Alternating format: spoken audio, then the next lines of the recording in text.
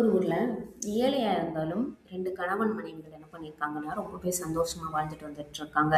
கணவன் மேல மனைவிக்கும், மனைவி மேல கணவனுக்கும் அப்படி ஒரு அ தீரா ஒரு அன்பா இருந்திருக்கு.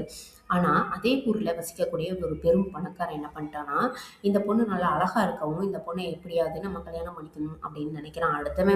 அடுத்தவனுடைய பொண்டாட்டியா இருந்தாலும், தான் வந்துட்டு கல்யாணம் பண்ணிக்கணும் அப்படின்னு நினைக்க ஒரு ஈன புத்தி உள்ளவனா இருக்கான். அவன் என்ன பண்றான்னா, அவகிட்ட கொஞ்சம் ஆசை வார்த்தைகள் காமிச்சு, அதை இதையும் வாங்கி குடுத்து, அவள வந்துட்டு இவனுடைய எப்படி சொல்றது? இவனோட ஆசைக்கு வந்துட்டு, அவள வந்துட்டு ஈடுபடுத்திர்றான். இதுல என்ன ஆகுதுன்னா, 2 பேரும் கல்யாணம் பண்ணிக்கணும்னு நெனைக்கிறாங்க. தன்னுடைய கணவன வந்துட்டு விட்டுட்டு, இவர் கூட கல்யாணம் பண்ணிக்கணும் அப்படின்னு சொல்லிட்டு நெனைக்கும்போது, அப்போ வந்துட்டு 2 பேருக்கும் வந்துட்டு விவாகரத்து வாங்கணும் இல்லையா? அவங்க 2 பேரும் வாங்குனா தானே இவங்க கல்யாணம் பண்ணிக்க முடியும். அப்போ ஏதாவது ஒரு ஐடியா குடுக்குறேன் அப்படின்னு சொல்லிட்டு, அவன் என்ன பண்றான்னா பணக்காரவன், உன் வீட்டுக்கார்ட்ட போயிட்டு நல்லா காஸ்ட்லியான புடவை கேளு அப்படின்னு சொல்லி கேட்குறாரு. போய் கேட்டோன்னே என்ன பண்ணுறான்னா, அவரால் முடிஞ்ச அளவுக்கு பணங்கள் எல்லாம் திரட்டி காஸ்ட்லியான ஒரு சேலை பொண்ணு வாங்கிட்டு வந்து கொடுக்குறாரு.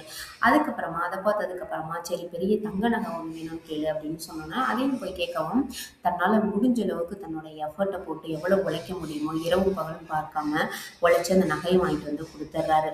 அதையும் பார்த்தோன்னே என்ன பண்ணலாம் அப்படின்னு யோசிச்சது, என்னடா எது கேட்டாலும் இவன் வாங்கி கொடுத்துட்றானே, இவளுக்கு எப்படி நம்ம மேலே பாசம் வரும், பேசாமல் அவ கூடவே இருந்துருவாளோ தன்னுடைய கணவர் கூடவோ அப்படின்னு சொல்லிட்டு நினச்ச இவன் என்ன பண்ணிட்டான்னா, அவன் வீட்டுக்கார்ட்ட வந்துட்டு சொல்லி ஏதாவது ஒரு மேஜிக் பண்ண சொல்லு அப்படின்னு சொல்கிறாங்க. அதையும் போய் சொன்னதுக்கப்புறமா மேஜிக் நான் எப்படி பண்ணுவேன் அப்படின்னு யோசிக்கிறாரு. அதுக்கப்புறம் பார்த்தீங்கன்னா அவருக்கு கொஞ்ச நாளில் இவங்க 2 பேருக்கும் உள்ள உறவு வந்து தெரிஞ்சு போயிடுது. அப்போது என்ன செய்யறதுன்னு தெரியாமல் கடவுள்கிட்ட வேண்டிக்கிட்டே போய் பாதையில் போனவர் ஒரு ஏஞ்சல் ஒருத்தவங்க முன்னாடி வராங்க. வந்துட்டு அவரோட பிரச்சனையை தெரிஞ்சுக்கிட்டு 2 கோல் ஒன்று கொடுக்குறாங்க. 2 தடி ஒரு குட்டி குட்டியாக குச்சி மாதிரி கொடுக்குறாங்க. கொடுத்து இந்த ஒரு தடியால் ஒருத்தவங்களை நீ வந்து தொட்ட அப்படின்னா ஒரு மனிதனை அவங்க வந்து கழுதை ஆயிடுவாங்க. இன்னொன்று இருக்கு இல்லையா, அதை வந்து நீ தொடும்போது அவங்க வந்து திருப்பி மனிதன் ஆயிடுவாங்க அப்படின்னு சொல்றாங்க. அதாவது மனிதன் வந்து கழுதையாகவும் கழுதையா மாறினவங்க மனிதனாகவும் மாறுவாங்கன்னு சொல்றாங்க. சொன்னதுக்கு அப்புறம் இவர் கொண்டு போயிட்டு அந்த பெண்கிட்டயே சொல்லி காமிக்கிறாங்க. இங்க பாத்தியா அப்படின்னு சொல்லிட்டு பண்ணிட்டு திருப்பி மறுபடியும் அவளை பெண்ணாவும் மாத்திடுறாரு. இதை பார்த்த ஆர்வத்துல இவ என்ன பண்றாங்கன்னா, அந்த கழுதையை மாத்துதுலயே அந்த ஒரு தடியை மட்டும் பிடிங்கிட்டு ஓடிடுறா. ஓடி போய் அந்த பணக்காரன்ட்ட போயிட்டு, பாத்தீங்களா இந்த தடி வந்துட்டு என் வீட்டுக்காரர் கொண்டு வந்துட்டு இப்படி பண்ணாரு அப்படின்னு சொல்லிட்டு அதை வச்சு தட்டிடுறான். அவன் கழுதை ஆயிடுறான். இன்னொரு தடியை இவன் வந்து மறைச்சு வச்சுக்கிறான். தன்னுடைய அந்த அந்த கணவர் வந்து மறைச்சு வச்சுக்கிறாரு.